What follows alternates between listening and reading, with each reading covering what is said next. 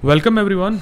Welcome to Couch Potato. I am your host Mayank Anand, and today we have with us two friends from Australia. Hi Danielle. Hi. Hi Jaacksun.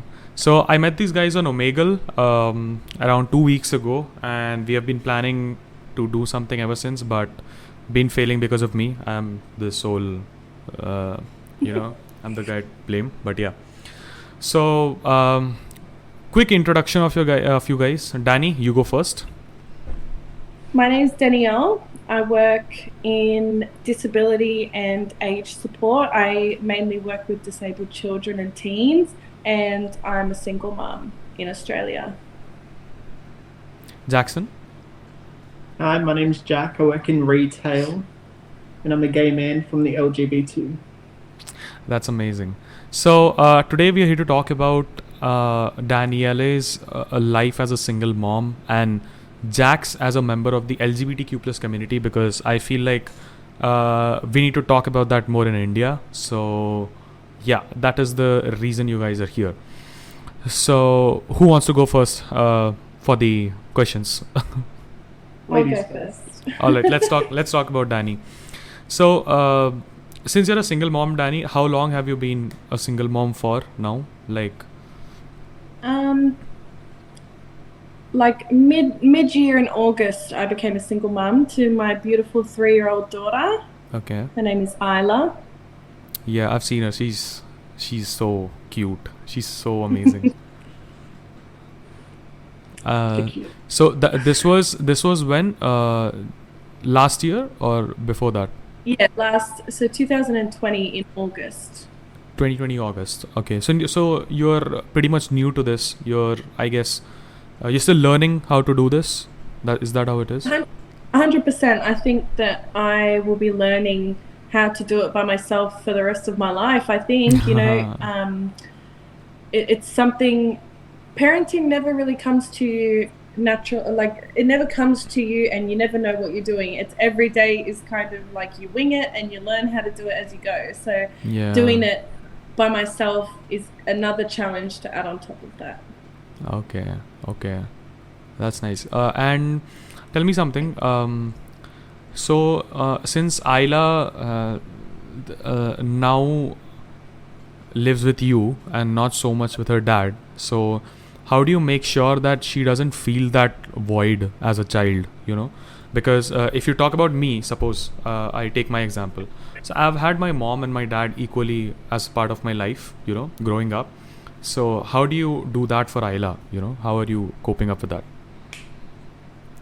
So in all honesty, her father and I still have an amicable relationship. She still talks to him on the phone whenever she wants to talk to him. She video calls him every single night and sometimes Okay. twice a day. We only live down the road from her father. So, Oh. if he ever wants to just come in and see her, he comes and picks her up, or sometimes he comes and watches movies at my house with her. There's still so many things that we do together to keep her kind of not feeling the void as much as some, because I know, not sure about India, but in Australia, Yeah. there's so many families that are split apart, and either the mum or the dad, Yeah. they can't work things out, so the other parent misses out, and they use the child, as property and not so much worry about the child's feelings. They kind of just Okay. take everybody, so it's best that we try and keep it as friendly as we can Yeah. for her sake, so that she kind of feels semi-normal and still feels supported and loved in both homes. And That's amazing. And Yeah. and I guess Jack also helps you with that, right? Like the parenting, since Jack is a huge part of your life, as I know. this is Oh. Uncle Jack. Yeah. So he's Uncle Jack to Isla, and how often do you visit each other, like Danny and Jack? At least once a week. At least once a week. You guys hang out, and Isla like has fun with Uncle Jack and all that, right? Oh, she loves him. Every Thursday she looks for him. That's amazing. And what else can we discuss about this? I don't really have any experience with single parenting, so let me just think of something. Yeah, go on. The only thing I can think of is if, for Australians, there's a lot of support for single families, whereas, in places like India or places that I've never visited or never ever experienced this side of the culture, all I can say is, at the end of the day, even if the relationship between parents don't work, it still has to work from both sides of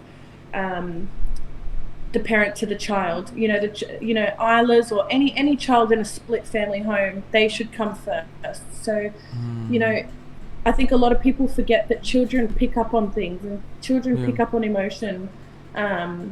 So, it's really sad when people can't put the child first, because then the only person that's really suffering in that situation is the child. So the only advice that I can give from my end is, even if the relationship fails, if there's still room to be, if there's still room to be decent and civil with that person, put aside any sort of violence or drugs or anything like that. If there's still a good sort of relationship there, like, keep that there for the child, because Isla loves seeing that her mum and dad can talk and get along, and Isla loves that her parents can still get along for her sake, whereas I've seen other people in those situations and their child suffers, their child is miserable, So there's a lot of selfishness, I think, involved there when you say that the child suffers, because all they're looking for is their own self-interest, and I think they totally forget that even though the relationship doesn't work, they still have a responsibility towards the child,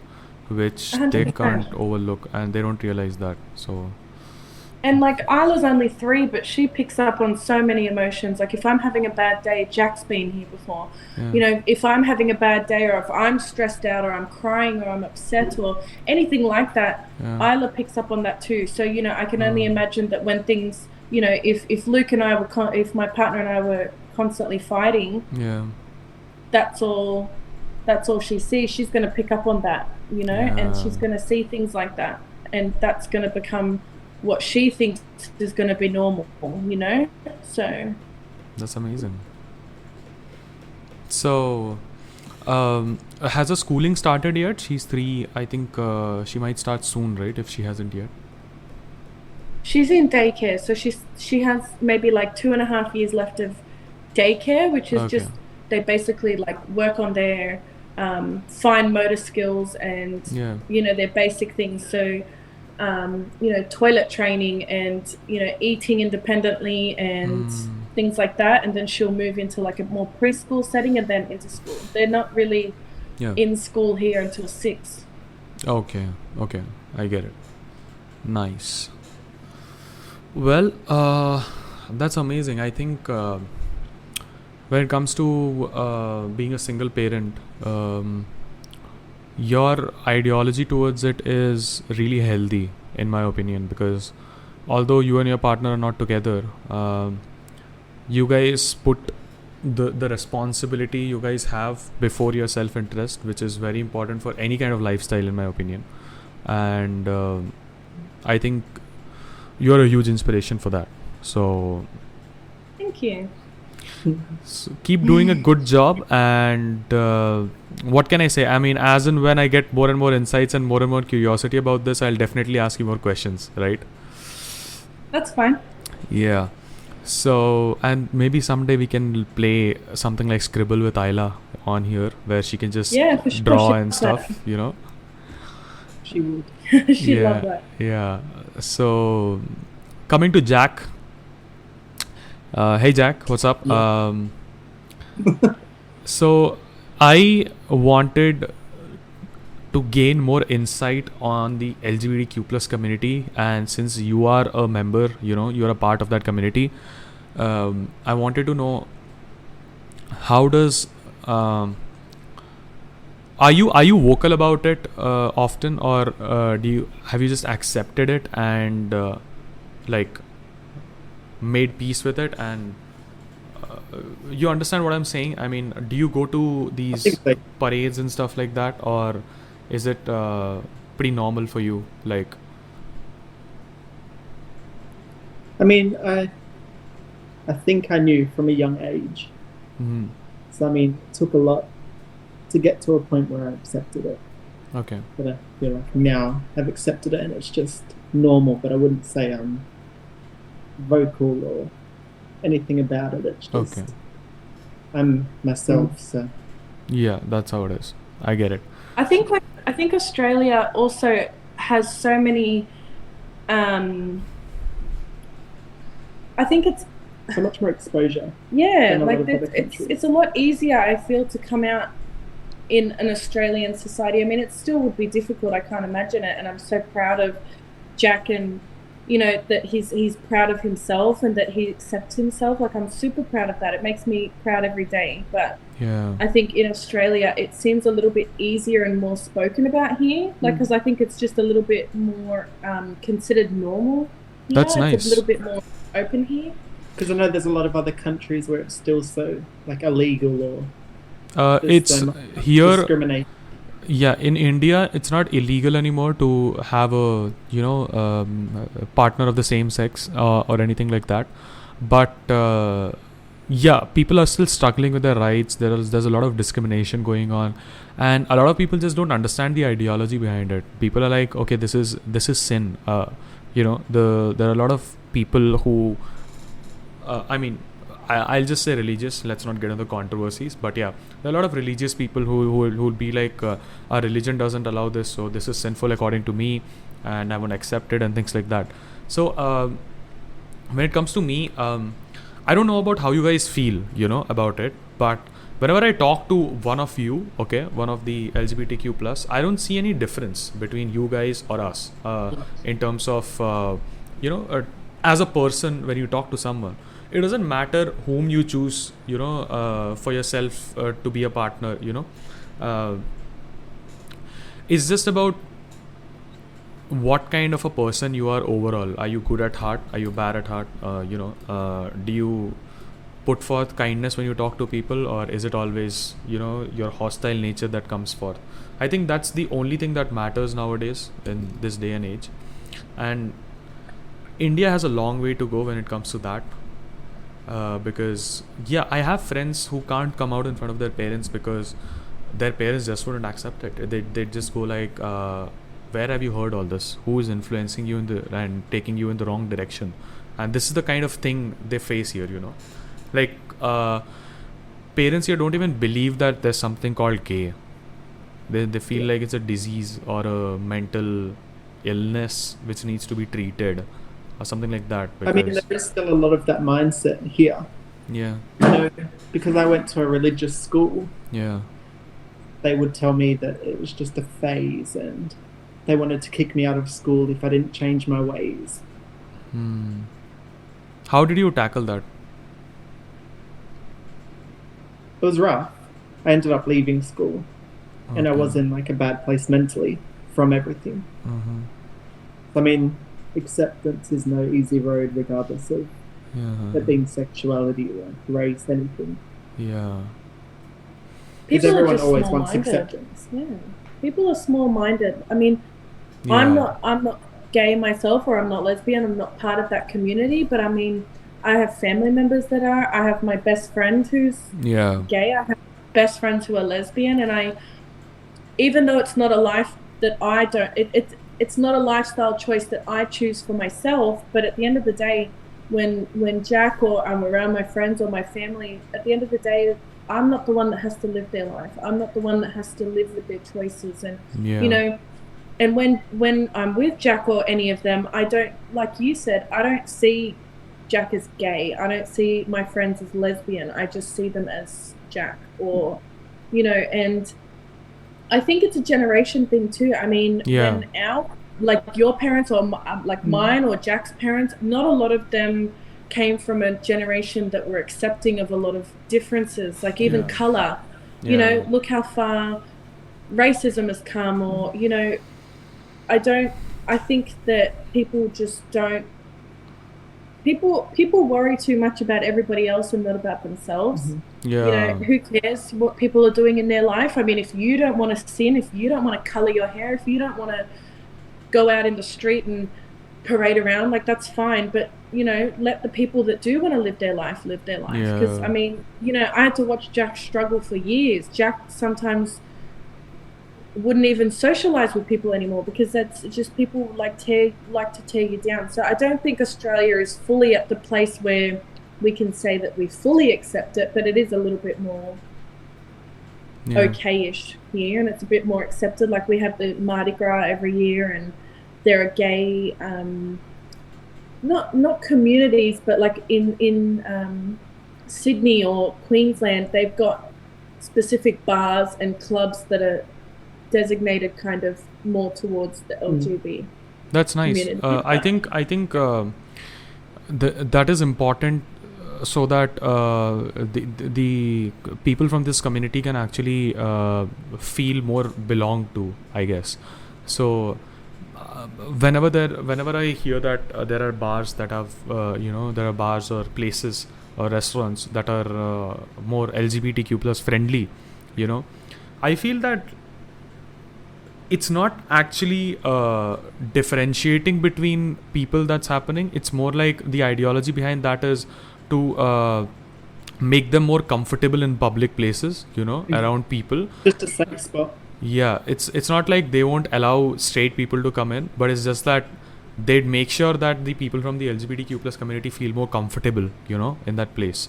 So I guess... Well, I mean, like people in not a straight bar, but if you go to a normal pub or club or a social setting, a lot of the people that go there might not like to see the gays or the lesbians that are a little bit more dressed up or a little more out there, or the public affection. And sometimes, you know, whereas, you know, we go to the gay clubs all the time in Sydney, for example, and like I'm straight myself, but I have the best time in there because everybody in there just, they accept you for what you are. Yeah, there are no objections there. It's not designated to the gay people, but it is kind of a bit safer in that kind of area of Sydney because that's kind of where the gay people go, or the LGBT, like, you know, in that whole kind of community feel a bit more comfortable going there, you know? Yeah. As I said, I mean, the ideology behind that is to make you people feel more comfortable and more belonged to, you know, so that you're not scared of going into these places as yourself. That's what it is, you know. So I guess these initiatives are great, you know, when it comes to, I mean, India needs to do something about it, honestly. I think the whole world needs to be a little bit more open-minded to things that are different. I mean, you know, you wouldn't want to single out a single race. You wouldn't want to single out a single country or a person in themselves. So, I mean, why do we do that to the LGBT community? You know, that's not right. They're just as much human as you or I. And I think, like I said, I understand that there's a lot of cultural differences and there's a lot of religious differences, and I respect everybody. I don't care. Whoever's a good person to me is a good person. I don't care what they choose to do. But I think the world needs to kind of keep up with the differentiating generations. I mean, like, we're in such a digital, open, kind of different generation to what we were 20, 30 years ago. So I think we need to just keep up with how the world's going, because the more we fight against it, the more issues, the more hate. There's so much more exposure for so many people. Yeah. So, Jack, when did you come out to your parents? It was actually kind of forced. My school was kind of threatening that they'd tell my parents if I didn't. Oh, okay. And And I kind of had to tell them before the school did, because I wanted it to come from me. But they've been great for everything.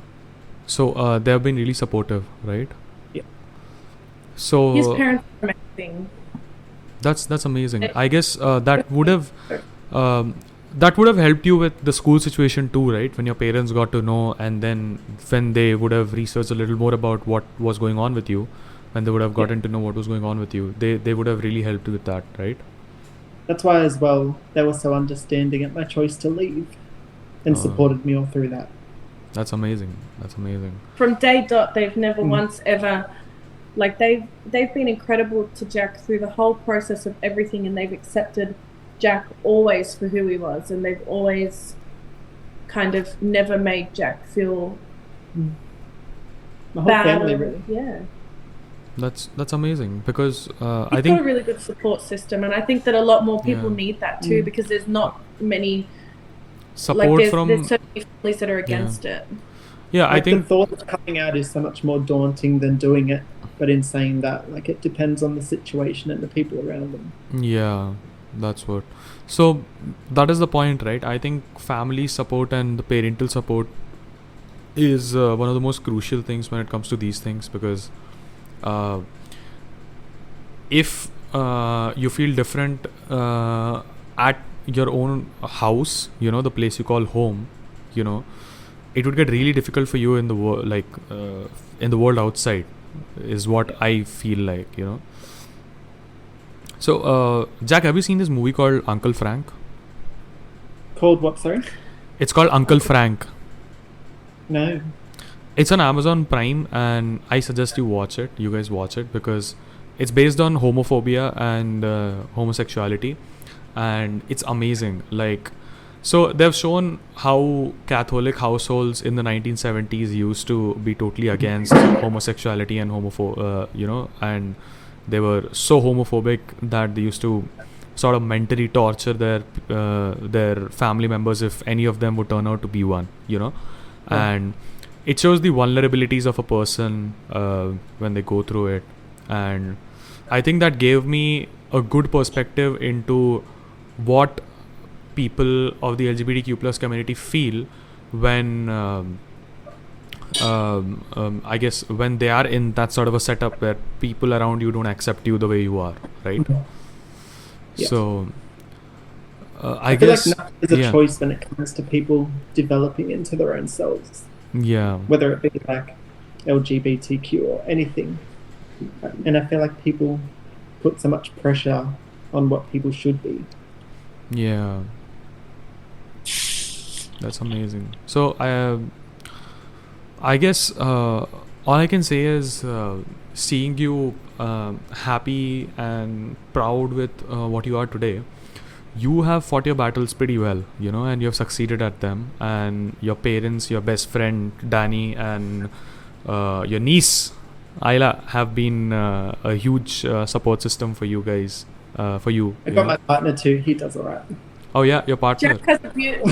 Jack has a beautiful fiance. Oh, damn! I didn't know that. Yes, 8 years strong. They've been together 8 years. Wow, that's amazing. When are you planning to marry, dude? I'm asking the same thing. I need an invitation to that. Listen, I need an invitation to that. I need my tickets booked. I need my visa, ready and all that. All right. I'll be there, but you need to pay for all that because I don't earn. It's very expensive to. I need to pay for the day. You can buy your own tickets. I'm just kidding, but yeah. It's very expensive to wed in Australia. Very expensive. Is it so? Well, I suppose you can do a destination wedding, come down to India, and I can help you with all the arrangements. I guess that will be much cheaper. There are beautiful places here where you can marry. There are beautiful places where you can get married here, and there's a place called Goa. Has a lot of churches, has a lot of beautiful beaches, so you can have your marriage there and honeymoon, and then head back if you want. That's a beautiful destination to get married. So I guess that's one of the recommendations from my side. Yes. We'll take the honeymoon and we can leave him at home. Yeah, Jack and I will enjoy the honeymoon. He can mind Allah. Oh man, that's amazing. So it was really fun talking to you guys and getting some insight on your lifestyles because, I always wanted to know. I'm always curious about different kinds of people, in this world, and I guess single parents are a huge inspiration. Sometimes I feel like I don't need to marry. I'll just adopt a kid and be a single parent. Who knows? That's the kind of feeling I get sometimes. What? I wouldn't recommend straight off the bat being a single parent. I'm just kidding. But yeah, I mean, there's a guy called Zeth, on Instagram. I'll send you his profile, Danny. You should see him, alright? I mean, he has a very adorable daughter. She's, I think, 2.5. Her name's Sailor, and the amount of support he shows her, and we get to see that on camera. He brings her to his podcast, and he has started a podcast just with his daughter. And their friendship sort of evolves on there, and he talks to her sometimes like an adult, and she just has these adorable answers to it. And I feel like, dude, I want to be Zeth. 10 years down the line, I want to be Zeth. That's just my life goal sometimes, because it's so adorable to see all that supportive parenting going on. Being a single parent. The thing is, like, as a parent, you're raising someone to eventually be an adult. I will eventually be teaching Isla how to be a mum herself, how to be a wife, how to be a friend, how to be, a supportive co-worker, things like this. Mm-hmm. I think people just look at children and they think, oh, kids are cute. I can do it. I can do this. I can do this. Like, stuff them. They're just children. But at the end of the day, that child will grow up, and it's the same as it kind of refers back to what you were saying to Jack. It doesn't matter what someone does in their life. It depends on who they are. And if you're not a good parent, or you're not a supportive parent, or you're not dedicated to your child enough, then that will reflect when they grow up and they become a mother themselves, a wife or a husband or whatever.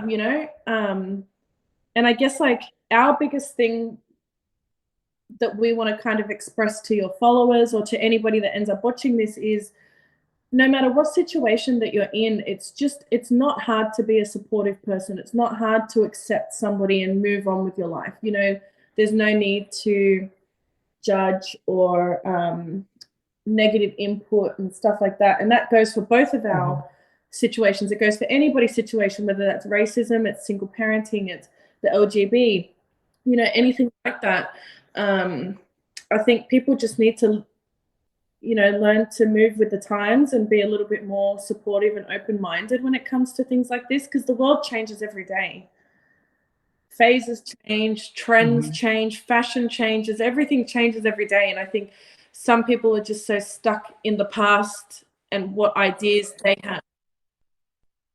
Yeah.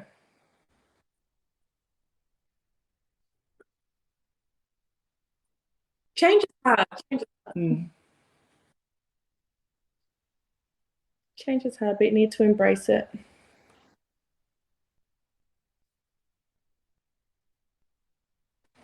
Come on, mate.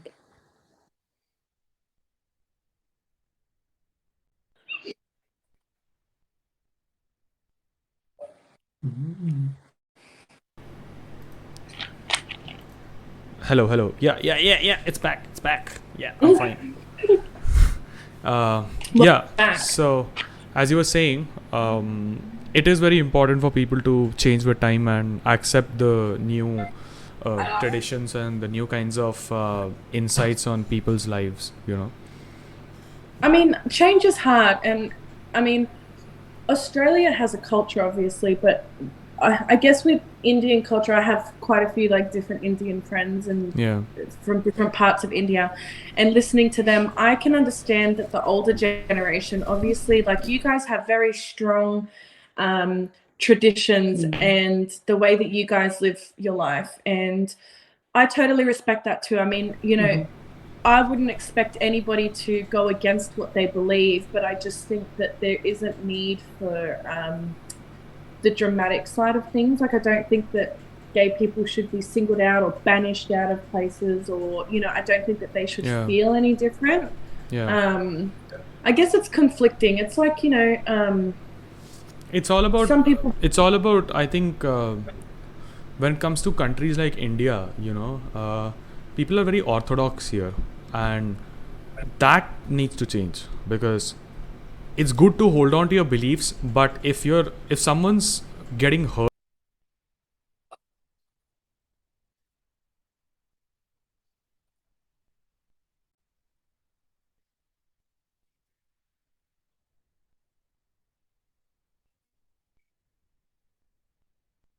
Definitely. hello, yeah. So that's when you should realize that you need to change your belief, because it won't bring you any good if it's hurting someone. That's what my I guess, ideology is when it comes to my beliefs and my curiosity, you know. So I'm a Catholic myself. Yeah. So it's funny, my dad and his wife and kind of people that they associate with in the church, they are very much against tattoos and gays and anybody that's different. And I mean, it's really sad when you know, for example, like